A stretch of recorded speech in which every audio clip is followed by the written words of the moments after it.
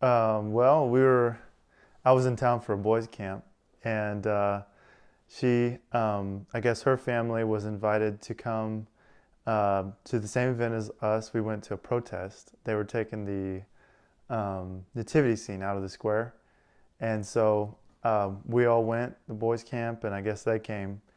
And I guess just during it, we probably crossed paths a time or two, but I don't really remember. And the first time we really kind of met was at the end of it.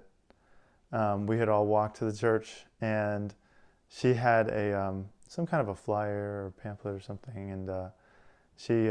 I remember we were doing something, and I looked up, and she needed to give it to someone, so she kind of came over and handed it to me, and that was really my first impression, and it was really a good one.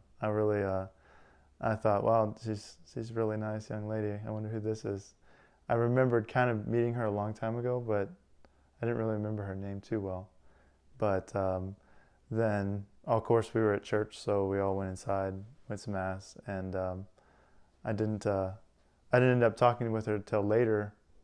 Um, we were all driving back, and it was this, an event that I was going to look up how it went. I was going to look for a story about it online, and I think I just typed in like something about public rosary, mountain home, and an article about Rita came up that Arkansas Catholic had published, and it was really neat. And I remember putting two and two together. I remember thinking, oh yeah, that's Rita Leone, and it said where she worked, and I just called it up. I called up the number and talked with her a little bit, chatted with her a little bit, and then it kind of went from there. I guess we kind of, communicated, texted back and forth, and really thought maybe it was something God wanted us to pursue. And after a visit, we pretty much thought if we were going to make it work, then I had to come closer and move down here, and that's what we did. So he was down here for a boys' camp, and their group always likes to build up boys to be chivalrous and teach them to defend the faith and our country and fight against the evils that are going on in the world. So they really wanted to have some kind of holy protest. And we told them about what had just happened, which was an atheist said that the nativity offended her and that we couldn't put it up for Christmas. So we had the idea that we would do a nativity protest, and all the guys went out there and they had their bagpipes, and we were saying prayers in the rosary and singing Christmas songs, and they had given me a pamphlet, and it was really nice. It just had Christmas songs and things on it. But anyways, after they were done with that, we all processed back to the church, and John was standing there leading the boys, and I was looking for the guy that had originally given me the pamphlet, but I couldn't find him. And I saw John there, and the first instant, I was like, wow, he's pretty cute. I think I can marry him. And then I was like, oh, Rita, stop. That's so silly. Just keep going. And so I was like, okay, I'm going to ignore that. But I couldn't find the guy I was looking for. I was like, okay, just suck it up and go to John and give him the pamphlet. I didn't know what his name was then, though. But I went to him, and I was like, can you take my pamphlet? And just handed it to him. And then I walked away and went to church. Totally forgot about him. Didn't remember anything. I don't know, maybe a week later, 2 weeks, not really sure. I get a phone call at work, and because I was basically the errand boy at that point in time, nobody called me. It was really weird that someone was calling me, and they said, Rita, John's on the phone for you. I was like, who the heck is John? I was like, hello, my name is Rita. And he says, this is John Miller. I was like, and John Miller? He said, do you remember me? I was the guy you handed the pamphlet to. I was like, oh yeah, but I couldn't remember what he looked like. I remember I thought he was cute, but I didn't remember what he looked like at that point. And then he told me that he had found an article about me, because earlier that year I had been very involved with the youth and the church and doing different kinds of ministries. And so Arkansas Catholic newspaper decided to pick random young adults to interview and write an article about. So he had ended up finding that article when he was looking up other things about the protest or something like that.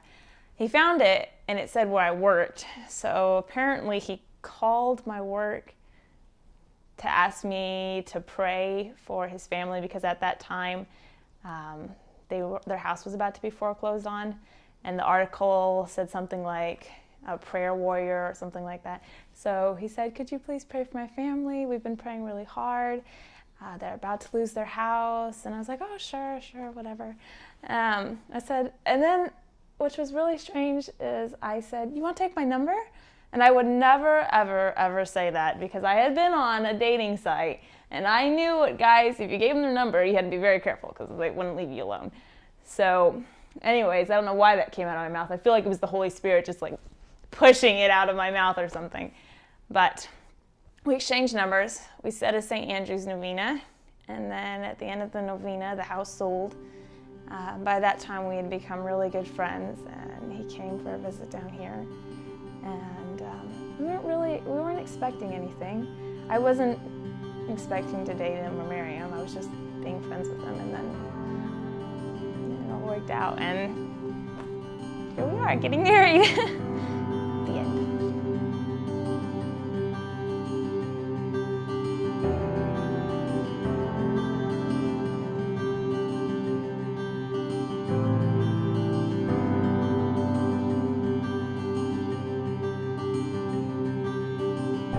So Rita, I just want to say you look radiant today.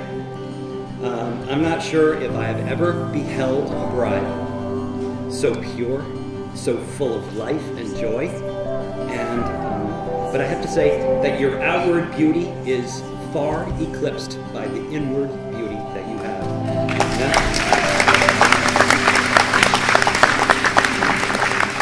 And I have a little advice for you. So I want you to remember this, okay? Memorize this. A good wife will always forgive her husband even when she's wrong, okay? So do that, okay? Right?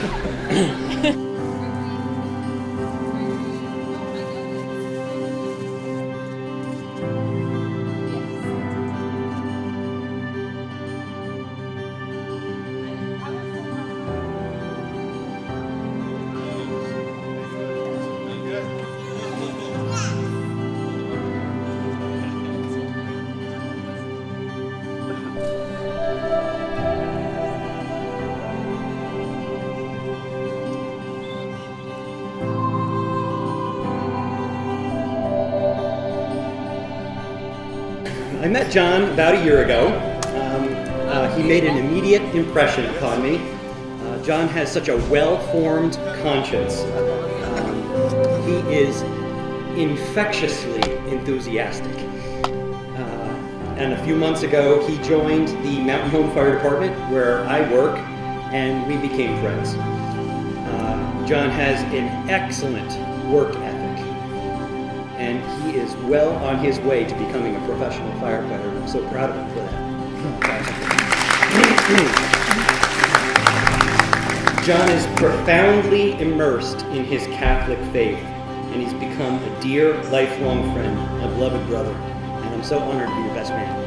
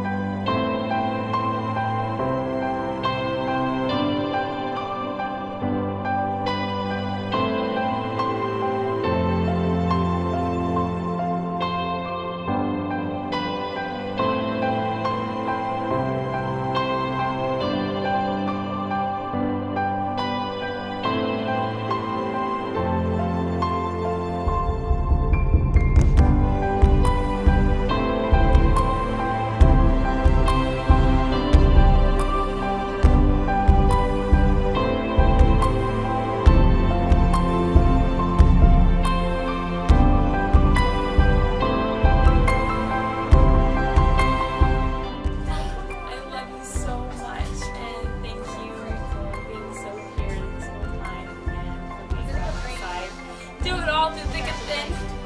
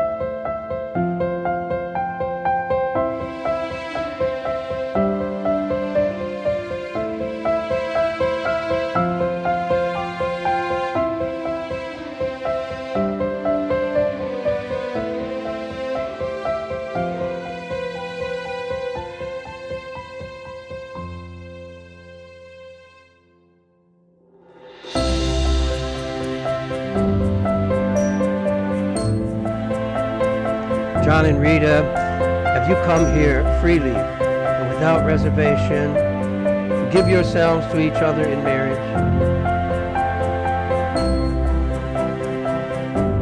Will you love and honor one another as man and wife for the rest of your life? Will you accept children lovingly from God, bring them up according to the laws of the church?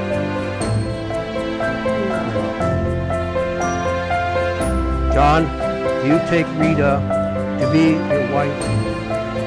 Do you promise to be true to her in good times and in bad, in sickness and in health, to love her and honor her to death do you part? I do. Rita, you take John to be your husband. Do you promise to be true to him in good times and in bad, in sickness and in health, to love him and honor him till death?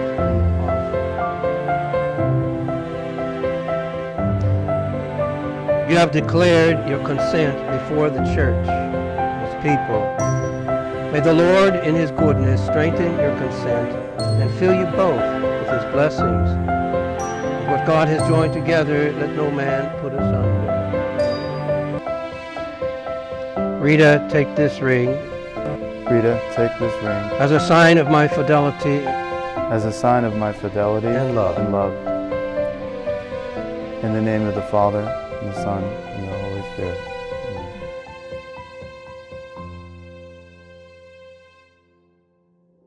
John, take this ring as a sign of my love and fidelity. In the name of the Father, and of the Son, and of the Holy Spirit. In the name of the Father, and the Son, and the Holy Spirit.